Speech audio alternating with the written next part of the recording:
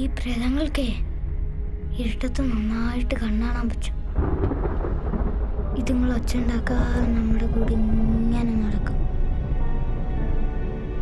ചില സമയത്ത് ഇവിടെ ഒരുമാതിരി ചീഞ്ഞ മണം വരും.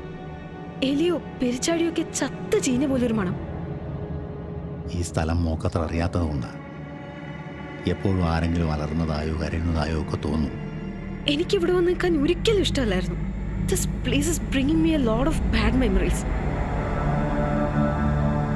പിന്നെ നമ്മളറിയാതെ നമ്മൾ ഉറങ്ങിക്കഴിയുമ്പോൾ നമ്മുടെ കൂടെ നമ്മുടെ വെട്ടിക്കയറി കിടക്കും.